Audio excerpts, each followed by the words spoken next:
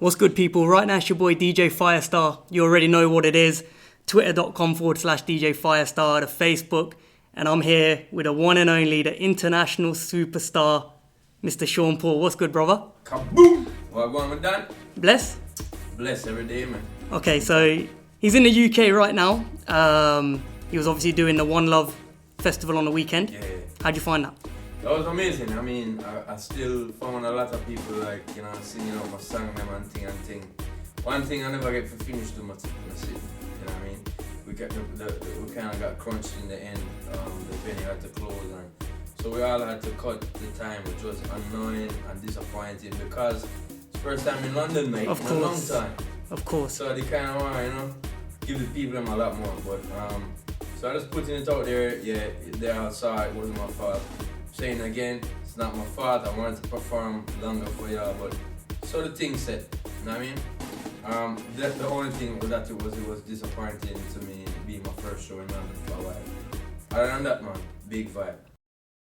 Crazy. Now, there's been, I see a little bit of talk on Twitter. You're heavy on the Twitter. Yeah. Respect that. Cool number. What's the Twitter? Shout it out. It's Dirty Paul, right? At Dirty Paul. DUTTYPAUL. Okay. Check me out. There's been a lot of talk with my boy Shawnee B about the food. I see some of that. Yeah. How you find the food when you're out here? Real talk. Oh, I just ate lunch. It's good. Damn good. I think about, the thing about London and places like this is a multicultural place, right? Of course. You know what I mean? So you can get different types of food, all prepared amazingly. And traditional English food, it's good. You can catch what you need when you're here. Yeah. Okay, I hear that.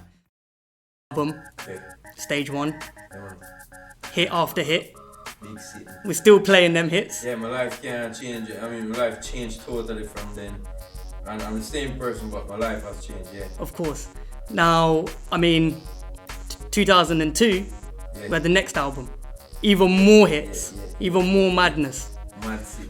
And I just want to touch on a couple of the singles on that album, especially "Give Me the Light." Yeah. How you feel about that record? Well, we did it as a party record simply because I was doing a lot of performances. I had a small success with the first album, such as the songs called, Deport Them and Hot Girl Today with Mr. Vegas. And those two tunes had me everywhere, popping bottles of champagne, flying on planes, sleeping on planes, just living the life. Clubs and things, and partying a lot. So I was kind of singing about my lifestyle at the time. Get busy, like glue, give it a light. Those three songs especially was all about that same type of vibe. You know what I mean? And a lot of my career has been about that type of vibe because that's what I do a lot. I go out a lot, especially when I'm touring. I go to different spots and then we go to a club that we're not performing at. Just to check out the vibe.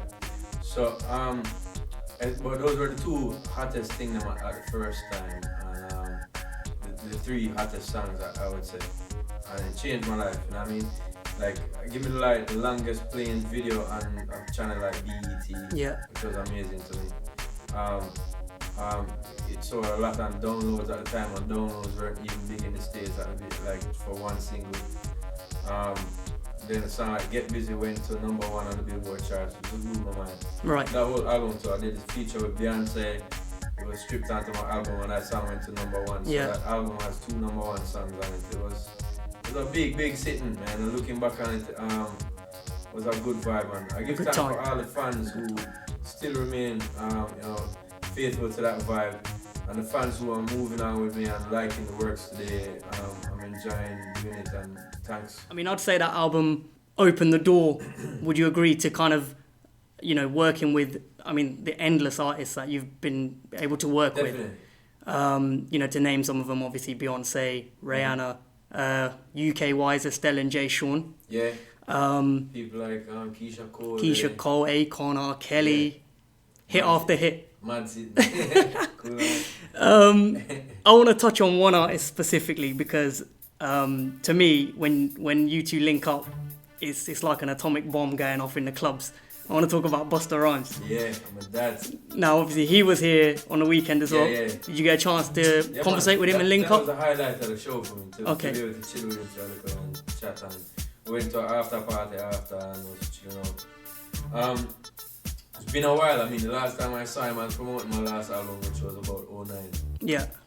So, you know, being that I'm a kid who loved this music, saw him as like a hip-hop hero to me. Especially because he emulated the Jamaican vibe so much in his thing, and he has Jamaican roots. Felt great to be able to, you know, do it, like, not even great, I should say, just astounded, amazed. Wow. To be able to do a track with my hero like that. That was a big thing for me. And did you, when you did the Gimme the Light remix, were you able to link up? Did you do that together in the studio, or was it separate? He was working on his album, and we were in the same studio. Where he came and spat his verse straight, 19, and then he went out. I went back to his studio and I chopped it up. And the vibes must have been just crazy that night. I mean, we didn't make it clap together same way, so that's been the realest experience too. I remember the first New Year's Eve thing that we did in MTV in Times Square. He was like, yo, come chill, come my room, come over here. And when I went over there, they had like food laid out, all Jamaican food, ackee and sawfish, jerk chicken, rice and peas, the stew, the curry them, and stew fish. And I felt very at home in the middle of Times Square, and it was a big banquet in there for the whole of it. It was good. I mean, right now we jump straight in with a Wedding Crashers joint. Yes, true. Future Fambo. I mean, that's ringing off in the clubs also. How do you feel about that one? I know you've been pushing that one hard as well, and the vibes are crazy. That is, especially because it was so fun to do. I mean, sometimes in this music business when there's so much pressure and you have to do this song and blah blah blah, and you have to go to the studio at a certain time. Yeah. You know, this one was nothing like that. It was just a friend linking me.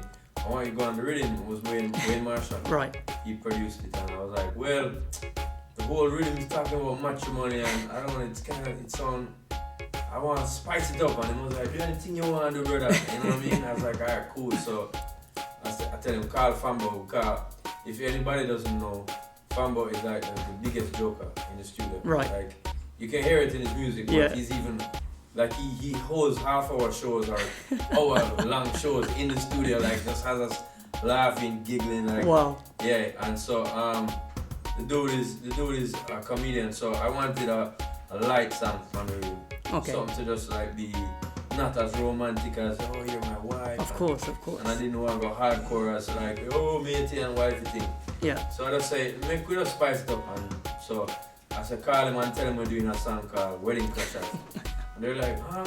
I was like, yeah. And so we went to the studio and we're still like, yo, you mean bachelor party? I said, no, I don't mean bachelor party, I mean wedding crasher, like the irreverent side to this whole rhythm. Like, let's go there and like don't care whose wedding it is. Let's drink off the juice. Let's squeeze up the bridesmaid them. Let's get in it. You know what I mean? Like the movie. And he's like, of course. Oh, for real. And everybody has been as close to or had an experience of crashing a party or a wedding or like a sweet 16 or something. So that's the kind of vibe where I came from with it. So the brand new album, the first single. Yeah, Got to Love You, the first single. Talk to me about that one real quick. Alexis Jordan is a young starlet who, I mean, this time around, last album didn't want to do no collaboration. Right. I named it Imperial Blaze. I wanted to showcase my own fire. Yeah. There's one collab on it in France with a girl named Zaho. Yeah. And then in the rest of the place, in the rest of the world, I know the song with me and Carrie Hilson is Hold My Hand, which is the remix. So other than that, I just wanted to feature by myself. On this album around, I do want to do collabs. I feel like doing more collabs again. But I want to do it with younger artists. Right. And people who I can showcase to the world. As well. Yeah, I think that sometimes two big artists don't necessarily mean a hit. Of course. I think that it means sometimes two big artists can mean that's lame. Yeah. It's the same energy. Yeah. So I need new energy and I wanted something fresh. So she was a great option because she's about to break in the States now with her album. And they don't really know her over there, even though she's from over there. So I felt it a great way for me to introduce someone to them. And also for her to help to give me a fresh sound. Stargates and the production, they are amazing. they're from Norway. It's kind of crazy that they're from Norway and Definitely produce hip hop and stuff like that. And so I've heard them with the J-Lo track and a couple things with Rihanna, and I was like, yo, that's hot, let's go for them. So I approached them, they were like, yo, we love you We're for ready. a long time, so yeah, let's do it. And what I think I got on this album is, you know, my stronghold, the meat of my album, the dancehall album. Yeah. The dancehall works, you know, work from myself, production, you know, I produce a rhythm called Blaze Fire the other day. Yeah. It's coming on iTunes pretty soon. It features Bone Tequila, Beginning Man, Busy Signal, Assassin, Mr. Vega, Cecile, and myself and a bunch of people. And one or one or two of my productions will come on this album. Right. People like Dan Carleone and Steve McGregor is on there. Jeremy Harden should be there too. People like my brother Zigzagger, Copper Shot, Washroom Entertainment. Wow. Yeah, them dudes. So there's a collection of songs which I'm collecting to put on there. Then I have 2 Stargate tracks. Yeah. The other track features Kelly Rowland, I have to big her up. Big. Help me out at this time. People like Akon produced the track, another single for me called Lights. It's called Lights On. That's gonna be a huge thing. It's more R&B vibe. It's more me singing. It's less patois. It's less chatting. Right. It's more that people could understand and sing along. And he was instrumental in influencing me that way. Of course. So we've got a lot of variation on the one coming. Variation, yeah. Work with Kangarook, who is a dance music person. Also people like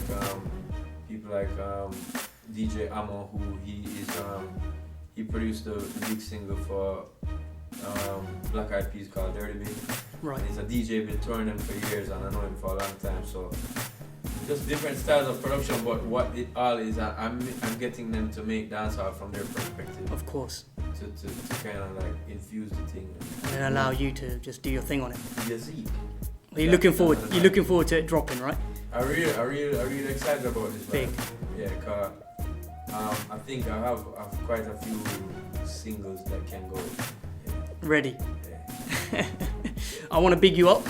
Respect, man. It's been great to have you in the UK. Firestarr, Sean Paul, you know what it is. Kaboom, kaboom, kaboom, kaboom, kaboom.